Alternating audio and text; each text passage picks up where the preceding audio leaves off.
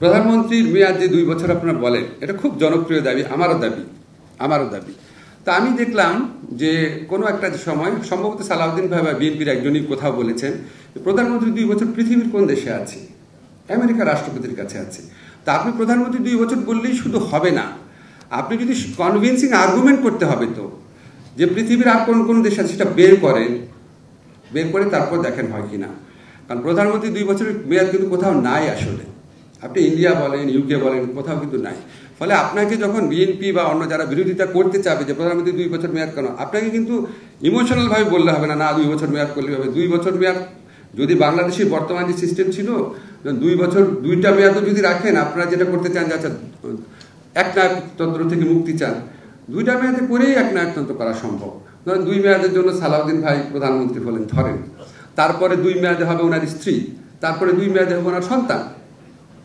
2 মেয়াদ সলিউশন না, 2 মেয়াদ শুধুমাত্র 2 মেয়াদ সলিউশন না। সবচেয়ে ইম্পর্টেন্ট একটা জিনিস, প্রধানমন্ত্রী ক্ষমতাটা কমায় দেন।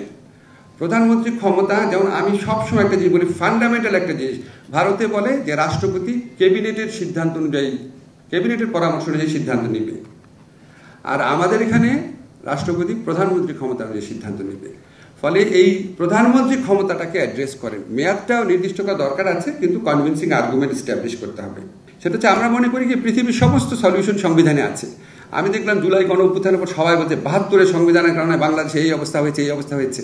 অবশ্যই 72-এর সংবিধানের ফল ছিল, বাট 72-এর সংবিধানের কারণেই যদি এই ফল থেকে থাকে, 72-এর সংবিধানে আমরা যে শেখ হাসিনার ফ্যাসিস্ট আমল ছাড়া এর আগে যে আমলগুলো দেখেছিলাম 90 থেকে 2006-07 পর্যন্ত, সেখানে কি, বা জিয়াউর রহমানের আমলে, সেখানে কি আমরা এত অরাজকতা দেখেছি? সংবিধানে কি সব? সংবিধান তো একটাই, আরো অনেক অনেক অনেক অনেক আইন আছে সংবিধানে। আমার একটা মনে আছে, আমি কামাল স্যারের সাথে একবার যে সাউথ এশিয়ান ফর হিউম্যান রাইটসের একটা ডেলিগেশন সদস্য মালদ্বীপে গিয়েছিলাম। তখন মোহাম্মদ নাশিদ আপনার ক্ষমতাচ্যুত হয়েছেন, সবাই মিলে চিন্তা করছে কি সংবিধান করা যায়।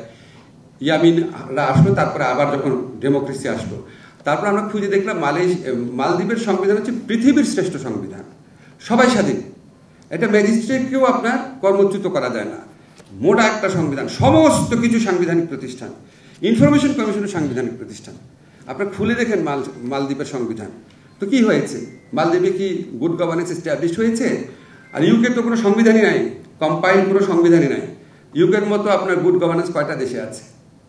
ইন্ডিয়ার এত মোটা একটা সংবিধান, আমেরিকার তো পাতলা একটা সংবিধান। সব উত্তর সংবিধানে খুঁজেন না, এটা হচ্ছে আমার ঐকান্তিক অনুরোধ।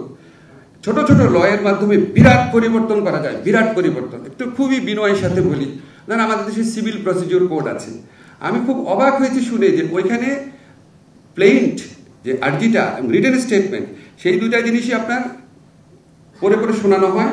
আর যিনি প্লেইন্ট লিখেছেন, যিনি রিটেন স্টেটমেন্ট লিখেছেন, উনি মাথা নাড়তে থাকেন, হ্যাঁ এটা উনি লিখেছেন। এই শুনানি করতে 2 বছর চলে যায়, কারণ অনেকদিন পর ডেট পরে।